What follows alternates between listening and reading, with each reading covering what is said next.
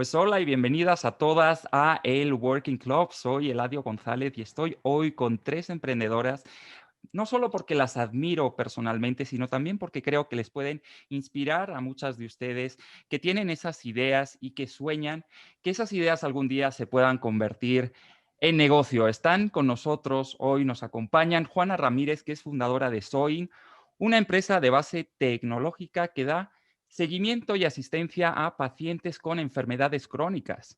Juana es colombiana, pero ya es todo un referente del emprendimiento en México. Buenos días, Juana. Hola, Lario, encantada de estar contigo y con Dana y con Dani. También está con nosotros Adriana Graves, que es cofundadora de Cotogil, que es una asociación civil sin fines de lucro que combate la impunidad que demasiado a menudo vemos en los casos de corrupción aquí en México. Ahora nos explicará cómo consiguió hacerlo de una manera que nunca se había hecho antes en este país y casi casi en el mundo. Hola Adriana, ¿qué tal? ¿Cómo estás? Hola, Eladio, muchas gracias por la invitación. Hola, Juana, hola a todas. Me da gusto como compartir este espacio con ustedes. Y también está con nosotros Débora Dana, que es fundadora de Canasta Rosa. Eso es un marketplace al estilo de Mercado Libre o Amazon, pero es 100% mexicano y apoya especialmente a gente como ustedes, creadoras mexicanas que quieren comenzar a vender sus productos a través de esta plataforma que entren y véanla, vale muchísimo la pena. Buenos días, Débora. Buenos días, Eladio. Muchas gracias por la invitación. Pues me gustaría empezar explicando a la gente que está siguiendo este panel, estas jóvenes que tienen esas ideas y esos propósitos, porque muchas veces lo que está a la raíz de un emprendimiento no es una idea, sino un propósito de cambiar las cosas, de cambiar el mundo, como es el caso de muchas de ustedes. Y me gustaría que les explicaran cuál fue su propósito. Ustedes supieron siempre que querían emprender. ¿Qué las empujó? Porque luego el camino es largo y es difícil. Tienes que estar con una convicción muy fuerte. Juana, cuéntanos. Pues mira, yo, como decías hace un ratito, nací en Colombia, estudié psicología, he trabajado toda mi vida con personas a las que les dan la mala noticia de que tienen cáncer o esclerosis múltiple o VIH o hemofilia o estas enfermedades complejas, costosas, demandantes, que son un reto de vida para las personas. Y a lo largo de mi trabajo con ellos en diferentes organizaciones, primero aprendo un montón, es un privilegio enorme estar cerca de los pacientes y de sus familias. Y entonces empecé a sentir este impulso emocionante y genuino de querer hacer más de lo que podía hacer desde las organizaciones en las que trabajaba. Entonces, creo que sí, creo que la inspiración de, no de emprender, sino de hacer, de desarrollar una solución para mejorar la calidad de vida de esas personas, porque cuando uno se enferma, se desarmoniza, ¿no? Cuando nos da gripa, ya desarmoniza nuestra agenda, nuestro estado, todo, ¿no? Imagínate cuando alguien recibe un diagnóstico así tan complejo, el impacto es muy fuerte, es como cuando tiras una piedra al agua, ¿no? Y entonces hay muchas olas y muchos impactos. Y entonces el propósito que para mí es como este impulso genuino que no te puedes escapar, como cuando te enamoras, ¿sabes? Y entonces tienes que, ¿no? Eso es lo que siempre quise hacer, fue trabajar en soluciones para mejorar la calidad de vida de esas personas.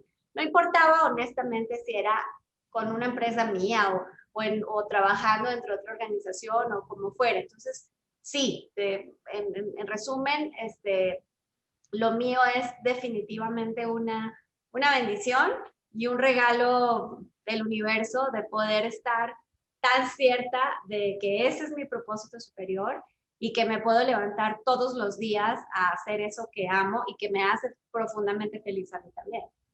¿Y cuántos años tiene ya Soin, tu empresa? Los grupos Soin cumple, en 2 meses cumplimos 12 años y se dice, no sé ni cuándo pasaron ni cómo. Son 12 años de atender, hoy atendemos mensualmente unas 25,000 personas que viven con estos padecimientos. Ya atendemos pacientes no solamente en México, sino en algunos países de Latinoamérica. Este mes arrancamos operaciones en Perú y tenemos un plan muy bonito para arrancar en 3 países más este año. Eh, es verdaderamente emocionante que con un modelo que hoy no me voy a clavar en contarles la forma de negocio, pero en realidad lo más bonito que tiene el modelo es que esas 25,000 personas que atendemos mensualmente no pagan nada por los servicios que reciben. Hemos encontrado ahí un modelo B2B en alianza con otras muchas compañías que trabajan en el sector, y entonces eso hace que la principal barrera a la salud, que hablábamos tú y yo un poco en el back, ¿no? Que todavía la salud sigue siendo un privilegio y no un derecho, ¿no? Universal, al que tendríamos que tener acceso todos en las mismas circunstancias. Entonces, poder al menos desde nuestra orilla, con este tipo de padecimientos, eliminar esa barrera económica, y que sin importar si el paciente está en cual o tal institución pública o privada, pueda acceder a la misma calidad y a la misma calidez de servicios. Entonces, pues eso hace que llegas en la noche, te ves al espejo y dices, mañana Pues sí sí, puedo 12 años, como decía, imagínense el impulso, ¿no? Y el propósito y las fuerzas y esas ganas, como dice Juana, que no podía hacer otra cosa, no podía pensar en otra cosa.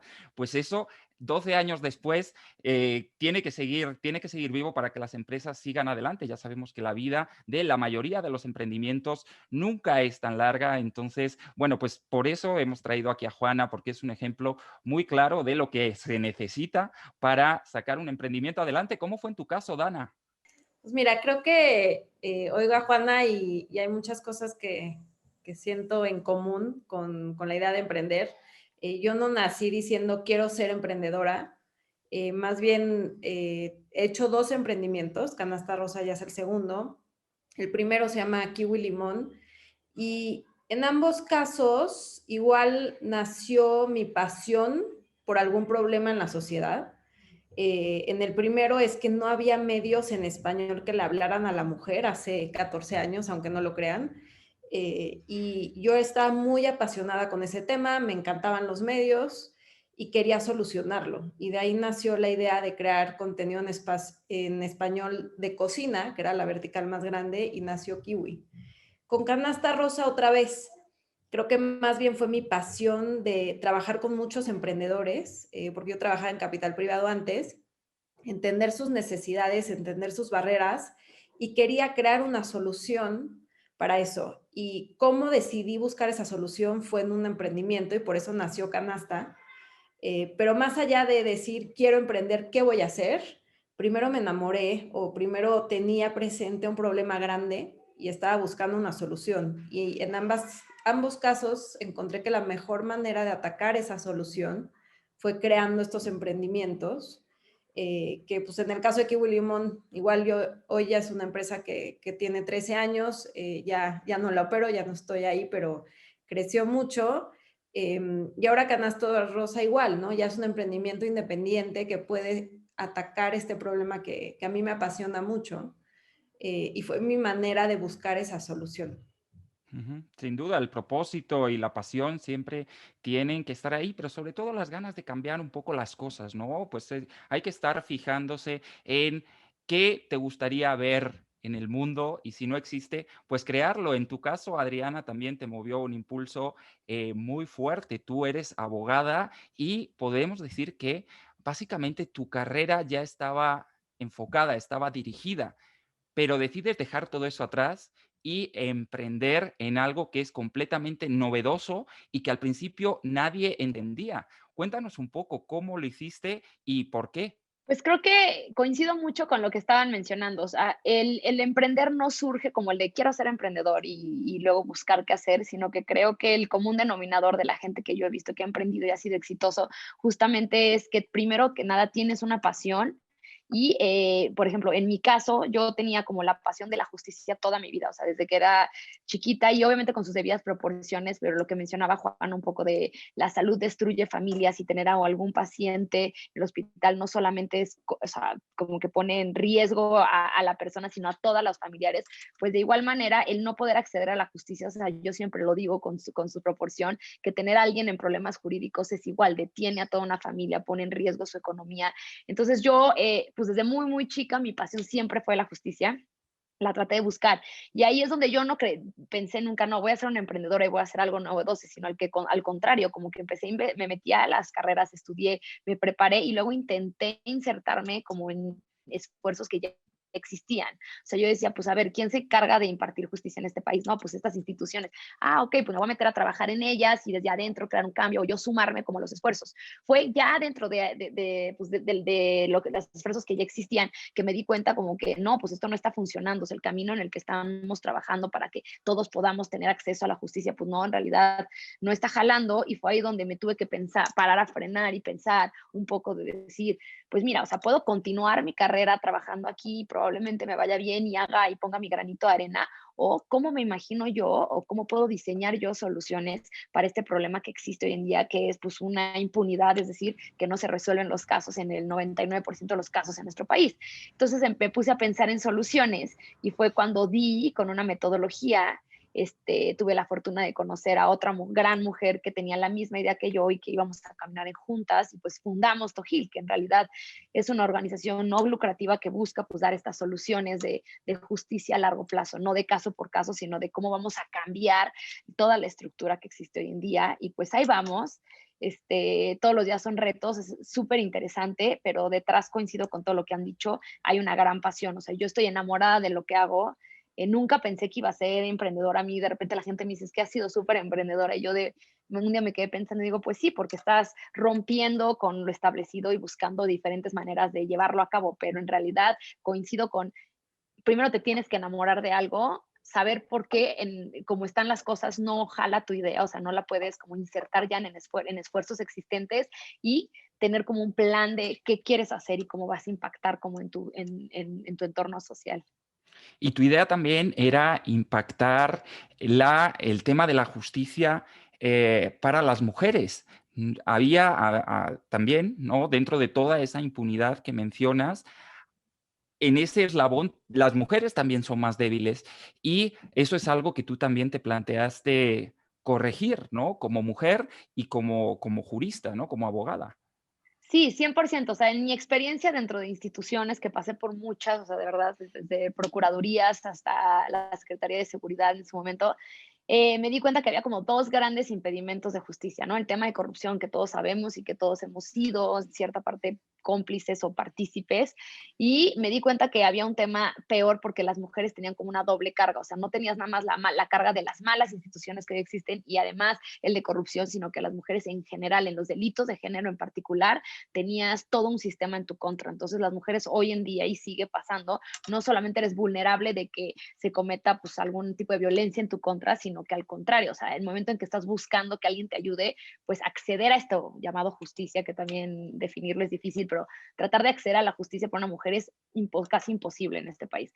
Entonces sí, estamos dentro de la parte innovadora que tenemos, es atender justamente pues este sector de la población que tiene dobles obstáculos para acceder a la justicia. Bueno, entonces todas coinciden, ¿no? Hace falta primero tener pasión, tener ese sentido de propósito, tener la idea, tener la preparación. Obviamente la preparación es importantísima. Ustedes son tres personas muy preparadas en todo lo que hacen antes de emprender. Pero bueno, eso a lo mejor es común a mucha más gente de la que luego realmente emprende, ¿no? Pues todos tenemos una parte de pasión, todos tenemos ideas, no, lo difícil luego es llevar eso a la ejecución, y más aún a un negocio que luego sea viable y sea sostenible. ¿Por dónde se empieza, Juana? ¿Cuál es el primer pasito ya que tienes todo eso y dices, va, me lanzo y armo mi business plan? ¿Qué viene después? Yo creo que hay varias entradas a ese objetivo. Uno es, por supuesto, el proceso de desarrollo, que hoy es común decirle innovación, pero me preocupa esa palabra porque hay mucha gente que se queda esperando que se pueda inventar el hilo negro, ¿no? Es que quiero emprender, pero híjole, a mí no se me va a ocurrir Apple, ¿no? Y entonces ahí se pueden detener muchas cosas. Lo más importante, creo que empezaste acertadamente por el primer paso, y es encontrar una pasión, encontrar una vocación. Eso de, híjole, quiero montar un negocio, pero no sé en qué. Más bien pregúntate a ti qué te gusta, porque el camino del emprendimiento es un camino atorado, difícil, o sea, y con esto no estoy diciendo que no se haga, es divertido también y es emocionante, pero está lleno y sé que Adriana y Débora no me van a dejar mentir, no es una historia rosa, ¿no? No es, y se me ocurrió y lo hice, lo lancé, me aplaudieron, todo el mundo me dijo que sí, no, creo que no. O sea, tienes muchas puertas cerradas, tienes muchos nos, entonces para tener esa resiliencia, esa capacidad de decir, va, insisto, persisto, no me canso, pues entonces tienes que estar conectada con algo que de verdad te encante hacer, algo que harías, aunque no te paguen, algo que harías gratis, y entonces ahí está el primer paso. Y luego decía, este proceso de creación o de innovación, que es empezar a prototipar, a diseñar ese servicio o ese producto que quieres. Y luego está el camino del acceso al mercado, ¿no? Es por dónde empiezo a probar, a hacer esto que en emprendimiento le llamamos un prototipo mínimamente viable, que no es otra cosa que ir haciendo en chiquito tu modelo de negocio e ir probando, ¿no? Ir con los ojos muy abiertos, con los oídos muy abiertos también, para escuchar lo que te van diciendo tus primeros clientes, lo que te va diciendo el mercado, y entonces ir ajustando. El proceso de emprender es eso, es ir ajustando en la marcha, ir aprendiendo y teniendo la humildad también para reconocer que chance y eso que definiste como que era tu oferta de valor se tiene que ir adaptando, mejorando, escuchando también a tus competidores. Todos tenemos, eso de soy el único en el mercado, eso no existe. Y aparte de la ausencia de competencia genera incompetencia, entonces es mejor tenerla y escucharla y atenderla. Y entonces es un proceso de reinvención y creación constante. Yo he dicho que la innovación no es un asunto generacional, sino actitudinal, ¿no? Es la actitud de tener plena conciencia de que siempre lo puedes hacer mejor y que puedes aprender de otros, en fin. Entonces, creo que ese es el paso, o sea, diseñas, implementas, evalúas, corriges, vuelves, implementas, vuelves, evalúas, vuelves y corriges, y de pronto te das cuenta que eso va teniendo un ritmito, va teniendo una tracción, y lo que no puedes perder, mira, 12 años después, 180 personas directas, más de 400 indirectas, mi lucha sigue siendo no perder el espíritu de una startup.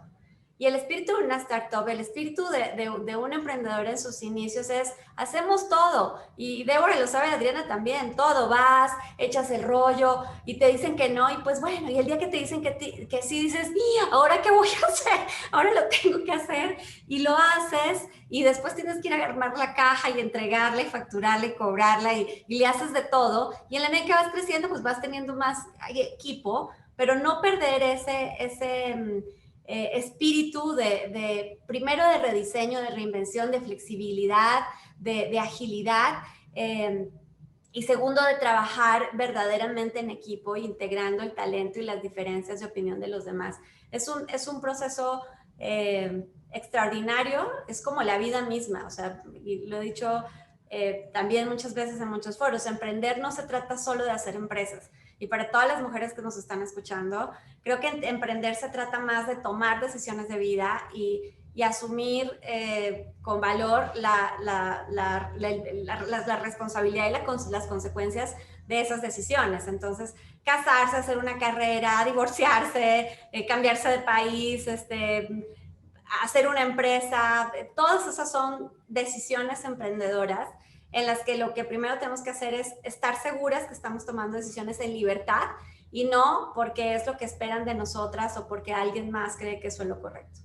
Muchas veces es lo contrario de lo que se espera de ustedes, y eso es lo increíble, además de oírles hablar con tanta pasión de pues a cada una de ustedes, de sus empresas, ¿no? De sus emprendimientos y de sus carreras. Voy a retomar esa idea que acabas de mencionar, Juana, y es la de: yo lo haría hasta si no me pagaran, yo lo haría hasta gratis. Pues ahí es, ¿no? Ahí es donde uno se tiene que enfocar, porque eso es aquello que le apasiona, y ese fue el caso de Adriana. Ella emprendió un negocio que por sí mismo no le iba a generar esas ganancias. Tuvo que primero pensar lo que quería hacer y luego pensar, ¿y cómo voy a sacar dinero de esto? ¿Cómo voy a poder vivir de esto? Cuéntanos, Adriana, ¿cómo fue ese proceso? Creo que mi caso en particular, por eso lo menciono, que nunca me pensé como emprendedora, porque detrás no había esa motivación, pues, de lucrar. En un principio, y suena ridículo, tanto mi socia como yo nos sentamos a contar nuestros ahorros y decir, a ver,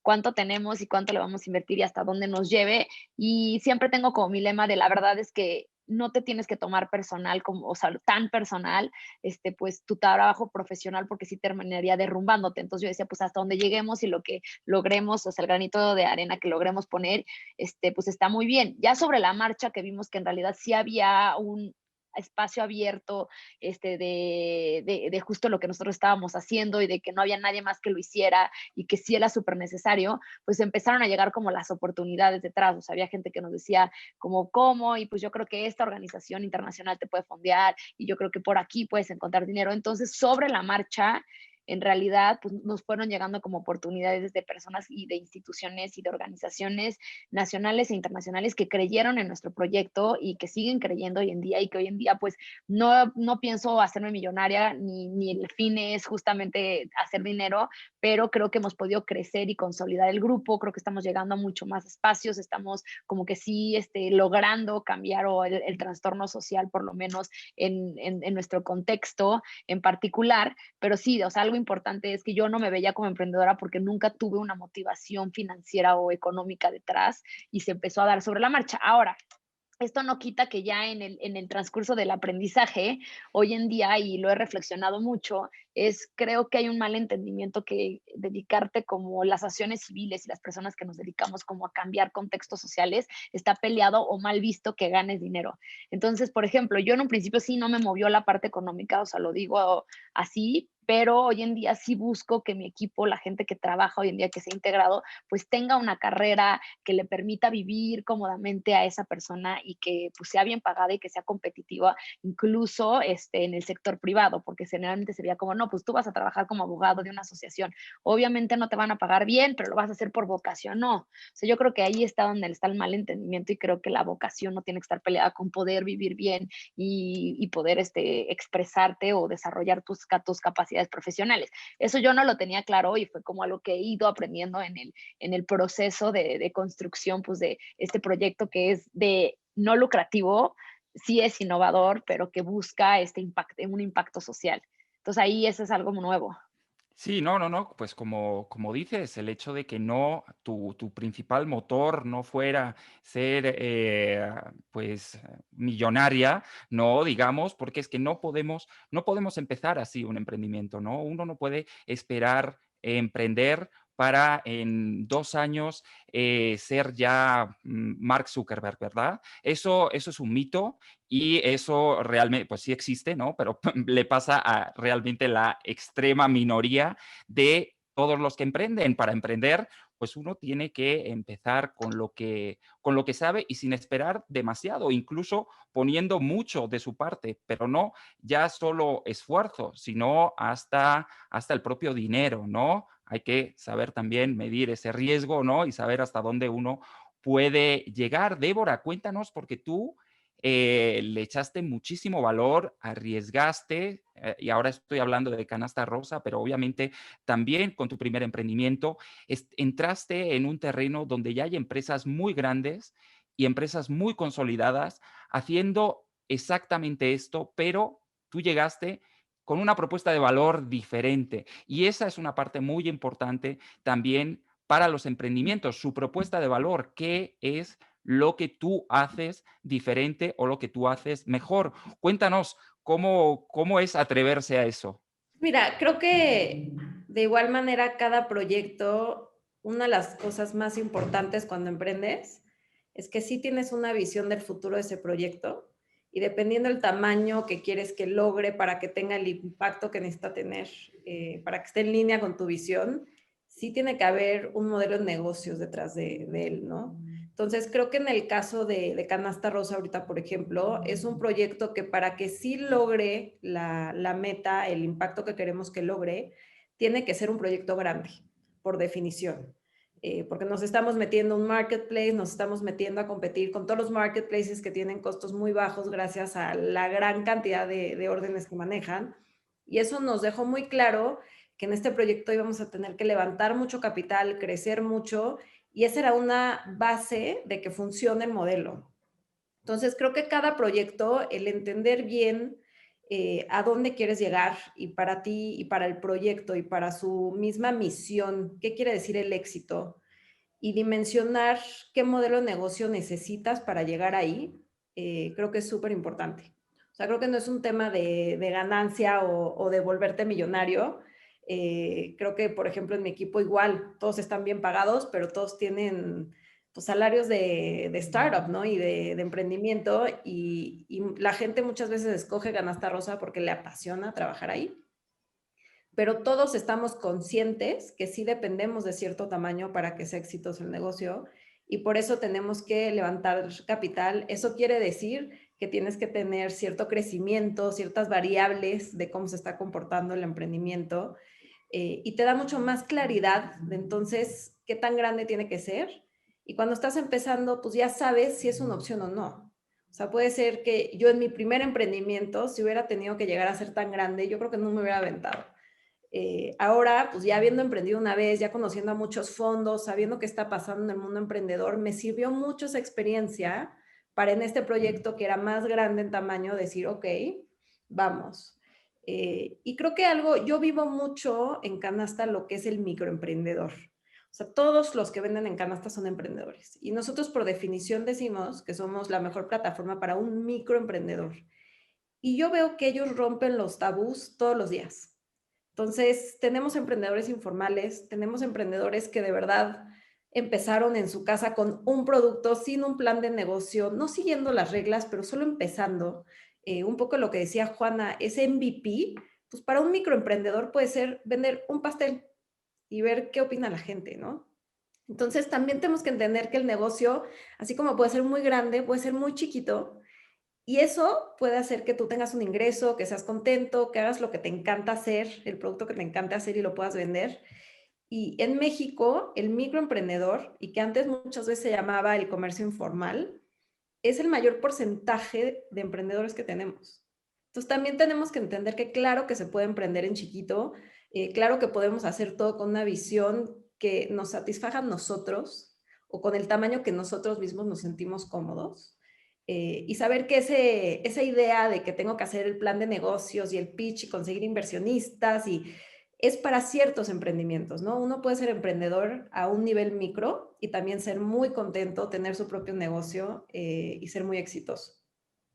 Qué valioso eso que dices y sobre todo también lo que comentas, no hay que tener miedo a equivocarse o a fracasar, no ha sido tu caso, pero tu primer emprendimiento puede que no sea tu mejor emprendimiento, ¿no? Pues hay muchísimos casos de emprendedores que no lo consiguieron a la primera, que no lo consiguieron a la segunda y que lo consiguieron a la tercera. Pues eso está, pues ese es el camino de las cosas también muchas veces, ¿no? La verdad es que aquellos emprendedores que le pegan a la primera, pues yo creo que también son la minoría. Pero Juana, a ver, vamos a hablar ahora de qué hacer y qué no hacer. Vamos a entrar un poco a dar consejos prácticos a todas estas mujeres y todas estas chicas que nos siguen en este panel y que tienen como un poco esa idea de emprender y no saben ni por dónde empezar. Creo que Débora le dio al punto ahorita, ¿no? De no preocuparnos por si hay que hacerlo, cómo y si todos los caminos,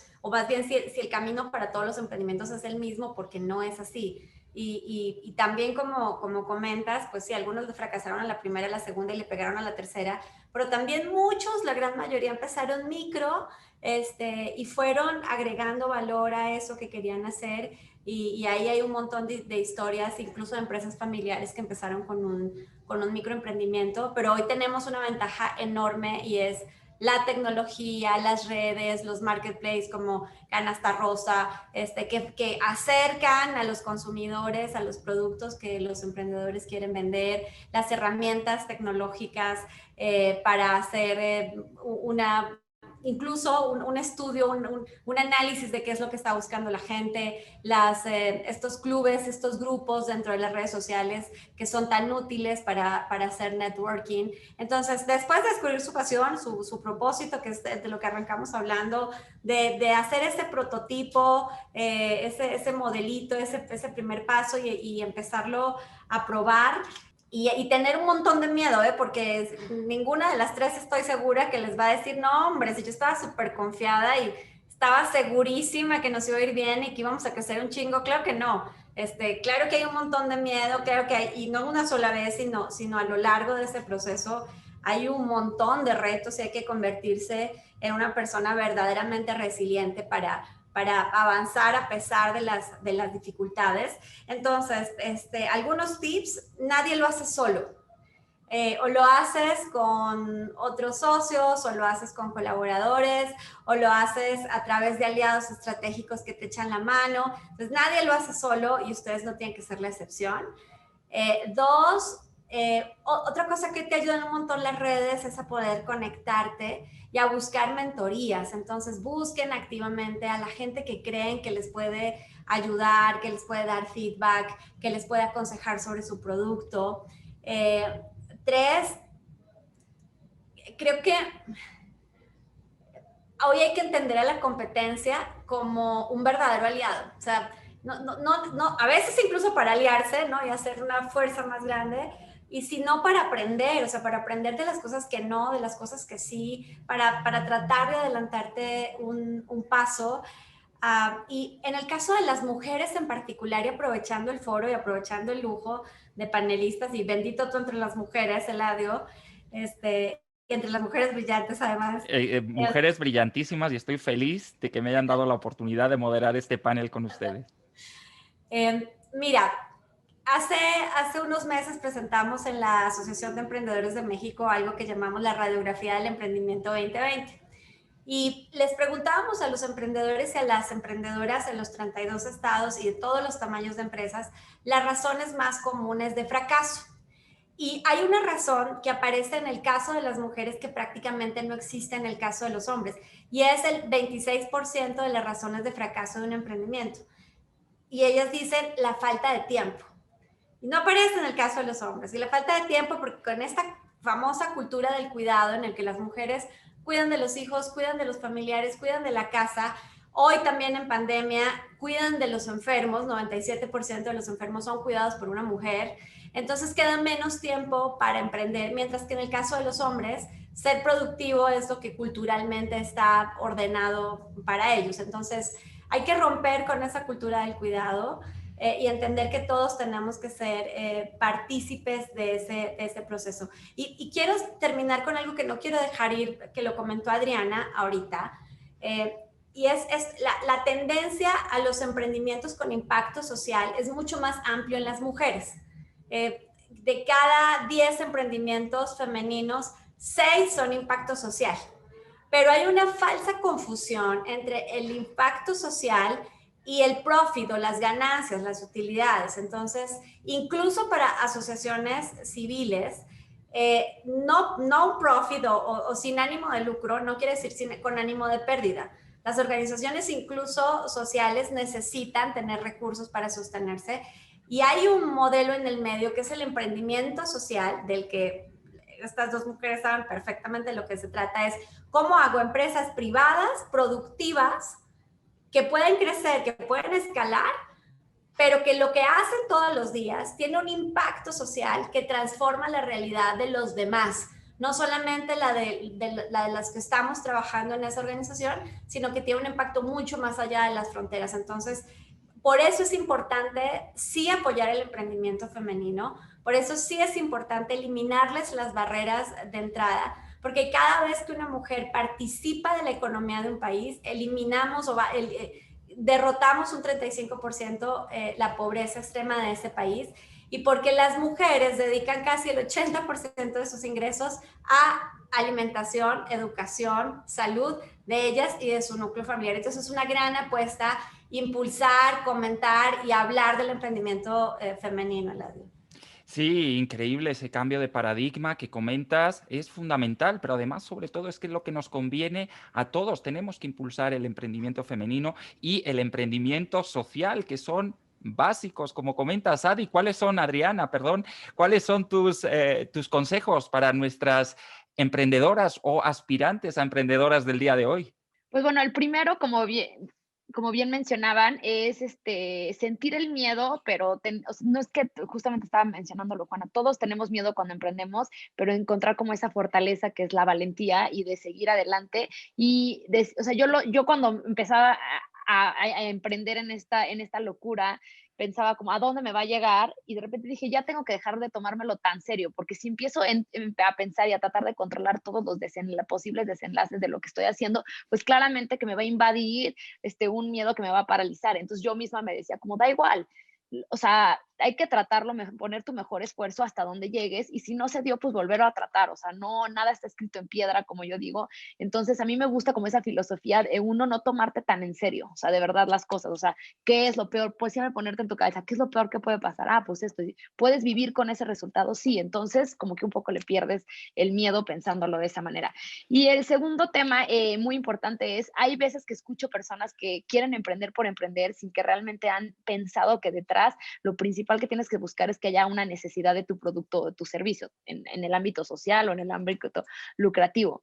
Entonces, o sea, sí hacer, o sea, prepararte, o sea, ser emprendedor requiere un esfuerzo inmenso detrás, no solamente de preparación para que puedas conocer muy bien a qué mercado te vas a insertar, qué es la necesidad, si realmente va a pegar, sino también mucho de tu persona, porque la genialidad detrás de la idea muchas veces es de la persona que la está impulsando. Es decir, yo en un principio cuando hablaba de lo que queríamos lograr, como tú bien lo mencionaste, nadie entendía qué queríamos hacer y por qué lo queríamos hacer así, y fue hasta que lo vieron sobre la marcha que la gente dijo, claro, o sea, la única manera de combatir esta problemática social, pues es sobre la marcha cambiando pues a los operadores detrás y la única forma de cambiarlos es llevando litigios, por ejemplo, que ahorita nosotros hacemos eso. Entonces, yo lo que quiero decir es, pues, ser emprendedor implica una gran responsabilidad, uno, pues, de saber que tu producto realmente hay una necesidad de él y no nada más emprender por emprender. Dos, de saber cómo lo vas a colocar, cuál es el valor agregado que estás ofreciéndole a las personas, o sea, por qué la gente va a querer tu servicio, va a querer tu producto y que realmente va a impactar en el emprendimiento social, que sí vas a llevar un cambio sustantivo que va a hacer que las personas van a empezar a necesitar tus servicios. Y por último, saber que demanda mucho tiempo. O sea, lo que mencionaba Juana en el tema de las mujeres es muy importante. O sea, a mí, por ejemplo, en nuestra empresa tratamos de contratar y no lo hago de manera discriminando el género masculino, pero por lo general tratamos de contratar mujeres abogadas y muchas veces me doy con el tema de que conozco gente talentosísima, pero siempre me dicen, es que ay, no me va a dar tiempo, me encanta lo que haces, pero no me va a dar tiempo porque tengo que ir a recoger a mis hijos, te lo juro, 3 de la tarde a la escuela. Y yo como, bueno, o sea, hay que pensar o sea, como que hay que pensar fuera de la caja y ver cómo podemos todos Sin duda, otros ayudarte. esquemas, Sí, pero tú no eres un sé si ejemplo. tienes, exacto, no Tú sé si eres un tienes una red. ejemplo de eso. Mientras estabas creando Tojil, estabas embarazada de tus gemelos y eso no te detuvo. Entonces, creo que eres un ejemplo de que si uno quiere, puede y obviamente lo único que necesitas es un poco de flexibilidad y esa flexibilidad, justamente esto que estamos viviendo en estos momentos, esta pandemia, ha venido a dejárnosla muy clara a todos y ojalá que todos nos podamos beneficiar de eso, pero especialmente las emprendedoras como ustedes, que no tengan que elegir entre, pues, ¿qué hago? ¿Tengo ahora o me dedico a mi familia o me dedico a mi emprendimiento? No, dedícate a las dos, ¿verdad? Dana, vamos a cerrar, perdón, Débora, sigo llamándote Dana, perdón. Débora, vamos a cerrar con tus consejos para nuestras emprendedoras, por favor. Pues mira, creo que uno lo platicamos mucho al principio, pero es emprendan en algo que les apasione. Sí, no es fácil emprender, va a haber altas y bajas, y lo que te mantiene en las bajas es que te encante lo que estás haciendo. Creo que el segundo es sí haz los números, y si no es una habilidad que tienes, un conocimiento que tienes, busca a alguien o ten a alguien que te pueda ayudar a entender el modelo de negocio de lo que estás haciendo, porque si quieres que tenga vida lo que estás haciendo, al final los números tienen que funcionar. No tiene que ser un negocio for profit per se, pero sí tienes que entender cómo vas a poder crecer el negocio. La tercera, también ya la comentaron, pero sí es muy importante con quién vas a hacer el negocio. Entonces, yo siempre digo, una de las cosas más fuertes es entender no solo en qué sí eres bueno, sino en qué no, y cuáles son tus áreas de oportunidad, y rodéate de las personas correctas que te van a complementar, de los mentores que necesitas para ser exitoso. Y la última, creo que es empatía y cercanía con tus clientes. Entonces, creo que un factor que yo veo que es constante en los emprendimientos, en los emprendedores exitosos, es que están constantemente platicando con el cliente y están modificando el producto o el servicio hasta que el cliente de verdad se sienta satisfecho, pero nunca paran de tener esa conversación. Creo que en el momento en el que te alejas de eso, si es que ya creciste mucho o así, muchas veces ahí vemos que son negocios que luego empiezan a caer. Entonces, siempre estar en constante cercanía, tener esa empatía al cliente, a la gente que trabaja contigo, creo que se va a asegurar que tengas la retroalimentación correcta para poder seguir creciendo tu negocio. Bueno, pues consejos súper útiles y la verdad que historias muy inspiradoras. Yo he disfrutado muchísimo, como les decía, de esta conversación que hemos podido tener entre los cuatro. Espero que ustedes también la hayan podido disfrutar y sobre todo que hagan caso de lo que dicen estas tres emprendedoras porque tienen muchísima razón. Síganlo casi al pie de la letra. Me da muchísimo gusto que hayan estado con todos nosotros en El Working Club y pues seguimos con mucha más programación. Nos vemos.